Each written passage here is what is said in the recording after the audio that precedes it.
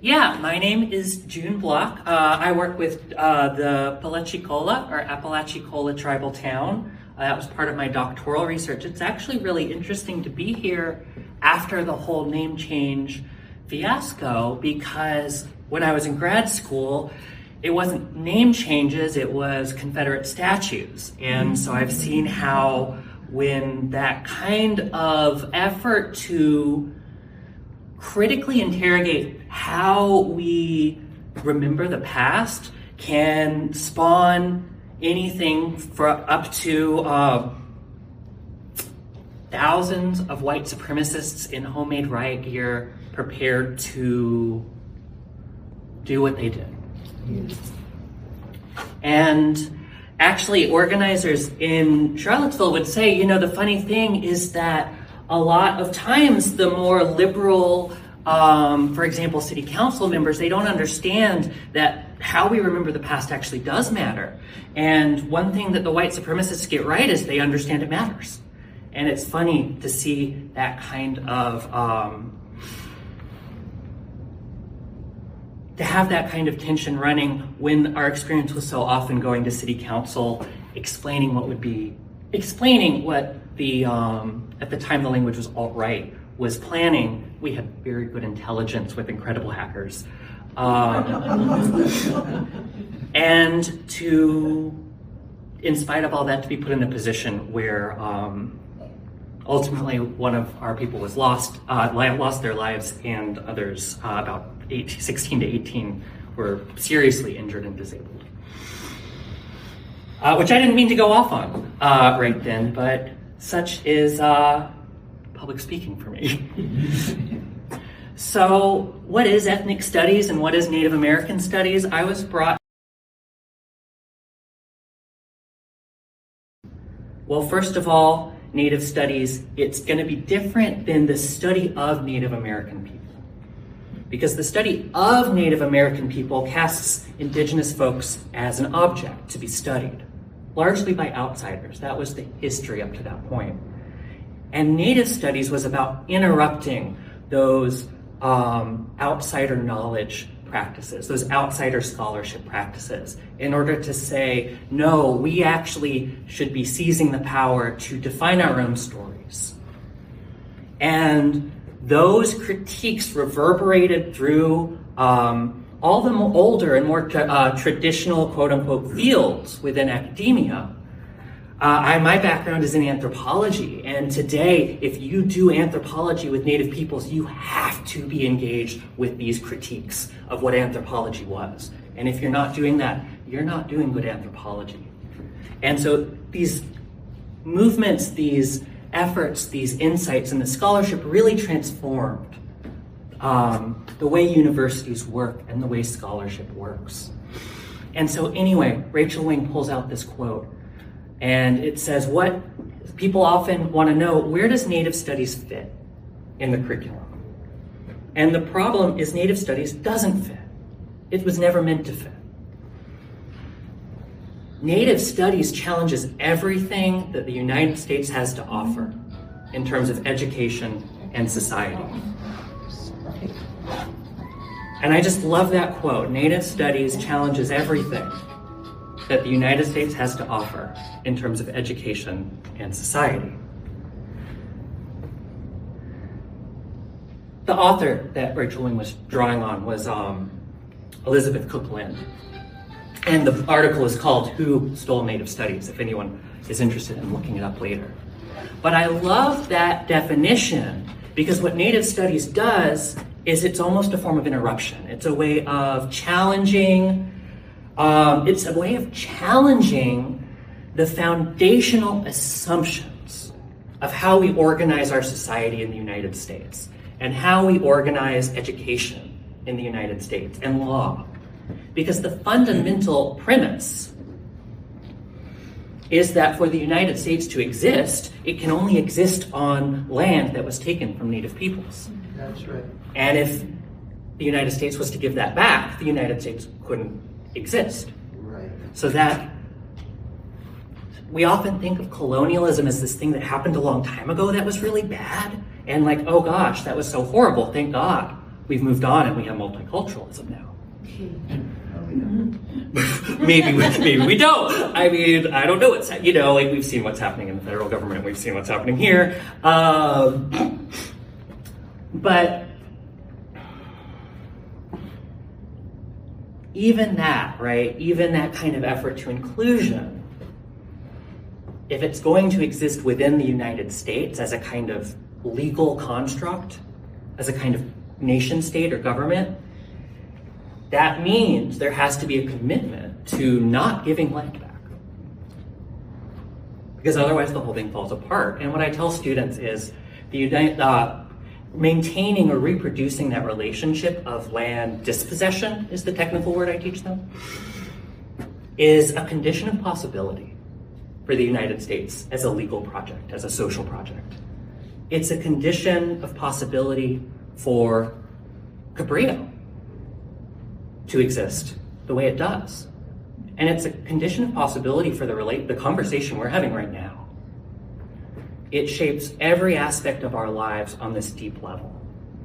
And so when Cook Lynn says Native Studies challenges everything the United States has to offer, what she's saying is that we have to start by undermining that erasure that so many people have already talked about today, of the assumption that, first of all, Native peoples don't exist, or they're part of the past. Because if Native peoples don't exist, or maybe even if they're just one minority among many, well then suddenly the way we organize our society based on stolen land, it no longer looks like a moral problem. It just looks normal and natural. And the moment you start questioning that, the moment you even say Native peoples exist, and you start taking land claims and treaty rights seriously, you have to start questioning all of that.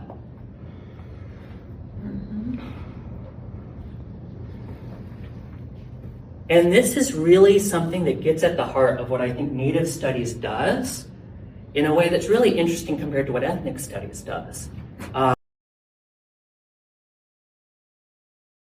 From student strikes to here, to, now you have to take a college required class because now, as of the last couple years, we have AP 1460, which was passed in California, that says every CSU graduate and every every community college graduate has to take ethnic studies to graduate. And this is such a lovely example of a very well-intentioned multicultural policy, because who wouldn't want every student to have to take ethnic studies? Surely that's a social good. And I believe that, right? I think that this is important. But then the way that gets put into practice can be kind of messy. Because what it's meant in practice is we take a classroom that was once one of the few places in which people of color's experience was not just put at the center, but their communities and their perspectives, their living experiences was at the center.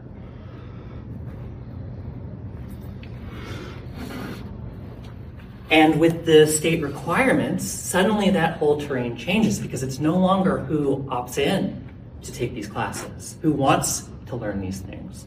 Now, you have to. Angel asked this question, who is your intended audience? And that just reverberated with me so much. Because the implication in terms of how do we actually do the state mandate is, okay, let's take every person who wants to graduate from Cabrillo, let's put them in a room together in groups of 49 and tell them to talk about race, or else they can't graduate. And that creates a really complicated dynamic. It creates a lot of resistance, and it means that now students of color are in a situation where they have to be exposed to that resistance from some of their white peers, or even with the well-intentioned, but perhaps well-intentioned white peers who perhaps want to be doing the right things and are, believe in multicultural, believe in anti-racism even. But maybe they just haven't thought about it that deeply, and now they have to do their own process. And it's a messy, emotional process. And it's not bad. I mean, I'm happy to work with students through that. But then suddenly students of color no longer had the space that was for them, because who is your attendant audience?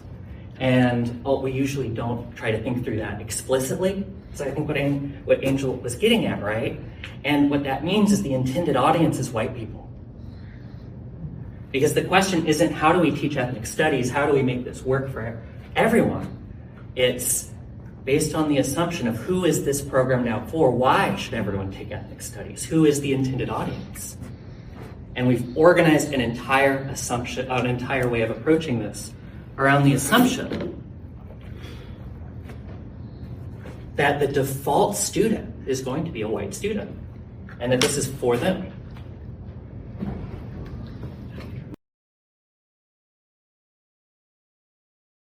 Now, Native Studies gives us something really different than that. Perhaps partially because most of my students don't yet realize that the Native Studies classes will meet these requirements. So there still is more opt-in.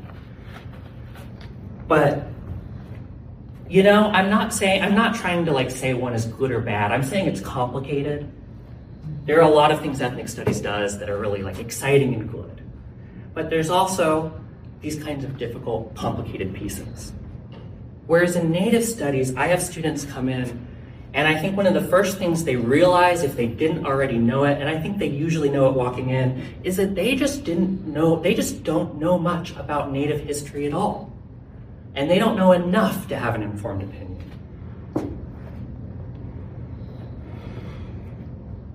And there's a real embracing of that ignorance and from a place of humility. Because the first step to learning anything is you have to realize you don't already know. Because if you think you already know, you're never going to be able to listen. And I really see students coming to these classes, again, building on Angel, wow, that hunger for these other kinds of perspectives, this hunger for Indigenous studies, for Indigenous knowledge. And so this semester, in the first few weeks, I do my normal thing. I show up to class and I say, okay, so here's what the class is about. Hey, also, I want to make sure you guys know, I'm not a Native person. I'm a settler. I'm a white settler. And that doesn't mean I think settler colonialism is good and we should keep doing it. I'm just acknowledging where I sit in this system relative to Indigenous peoples, and that's important for what I bring into the class and how I approach these things. I am perhaps an unwilling settler, is often how I frame it. That's not. And the first reaction that students had was, well, I should say, so the first reaction that students had was quite complex and fractured, because you had non-Native students, whites and settler students, who were challenged in that moment. I didn't even realize I was challenging them. I was just talking about myself. But they immediately took that idea and took it to its logical conclusion, which is a good thing. And suddenly they started thinking, oh, what does it mean that I'm a settler? What does it mean that I am on stolen land? And what does it mean that this is how our society works? And oh my God, one student even said, oh my God, it's another form of oppression to figure out. And so that's happening on one side. And then the Native students are oh my God, I get that they need to have their process, but this is not what I need.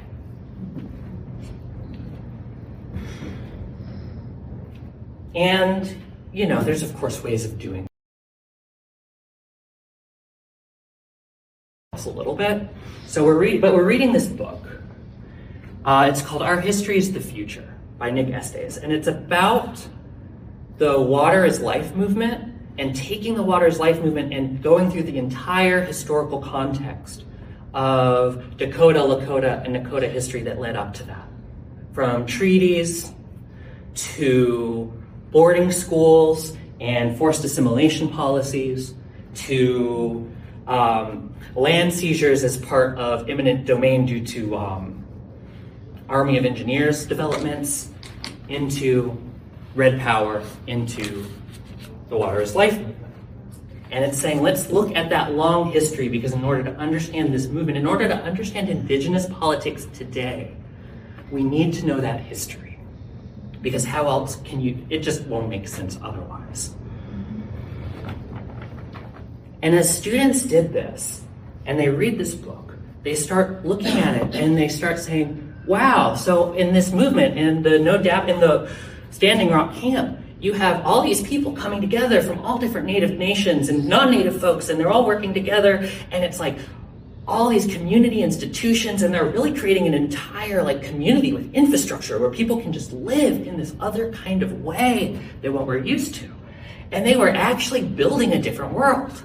And I'm like, yeah, that's called prefigurative politics. That's a real good point. And in that moment, suddenly they started seeing, well, the question became reframed, right, for non-Native students. It became reframed less as, I'm afraid of land, what about my land? Which is so funny to me because I know most of my students who go to Cabrillo are not landowners, but there is a tendency to identify with the landowning class and to think of land back as something that would impact them personally in, that kind of way. But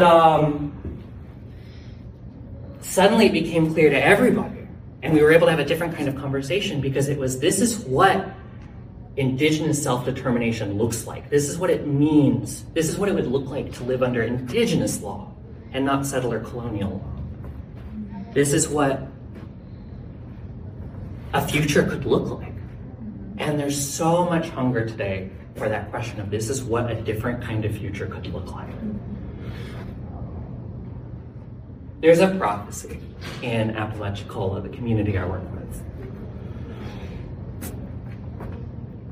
And in that prophecy, in the beginning, early on, the context for the prophecy is early on there's these star beings, these beings of light that come down and they help the people remember their original teachings so they can stop killing each other as much and learn to get along in a good way by returning to those original teachings. And when those beings of light came, they gave people gifts of seeds. And those seeds are the senses, the 10 senses, because in Apalachicola, which is a Muskogee community, there are 10 senses. There's, of course, seeing, hearing, tasting. The senses we think of in English, there's also several others, like I forget all of them. One is like Huzzlet, which is like horniness, which is a sense in Muskogee. And the people are meant to cultivate these seeds, right? And these are the seeds of Indigenous knowledge because it's something that is grounded in that sensory experience, because how do you relate to other people around you? How do you relate to land? Or how do you relate to non-human communities? Except through your senses. And that is the foundation within this teaching of Indigenous knowledge. And then one day, Europeans came and they scattered the people's houses. A lot of people stopped cultivating those seeds. A lot of people told they figured, hey, my grandkids will have a better life if I just don't even tell them they're Native at this point. And so those seeds withered and died. But other families maintained them and kept growing. And one day, things will get to a point where settlers will actually have to turn to those seeds of Indigenous knowledge and learn how to cultivate them. Because there will be nothing left, and there will be no other option other than extinction. I mean, that's not the word used, but... And doesn't that sound like the world we live in? And so when Nick Estes opens this book, he talks about prophecy as not just something, it's not just about imagining a future, it's about diagnosing problems in the present. And even the title, Our History is the Future. And this is what I think, this is what I see with so much appetite for Native studies at Cabrillo, but I've also seen it in places I've taught before, Agnes Scott College, Brandeis University, the College of Charleston, which is this deep hunger for this recognition that the world we live in is not, well, I don't even think I have to put words for this, you all know, right? There's something deeply apocalyptic about the world that we live in. And that apocalypse isn't anything new, right? It's been happening, as Indigenous philosophers argue. The apocalypse has been going on for the past several hundred years. Now, a lot of non-Native peoples are also realizing, or a lot of white settlers are realizing that they were not excluded from that apocalypse. And there is this real hunger to say, okay, if this is where these belief systems, these worldviews, these ways of organizing our society have taken us, but there's not a sense that there's something else possible. And I think that's where I see something really unique and different in Native studies, where suddenly students, without even me having to prompt them, they just see, wow, there are really different ways of organizing our society. There is a radically different kind of future we could be working towards. And it's like, again, to take that idea that Native studies challenges everything the US has to offer, and suddenly there becomes a new set of possibilities that they never could have imagined before because their foundational assumptions were getting in the way.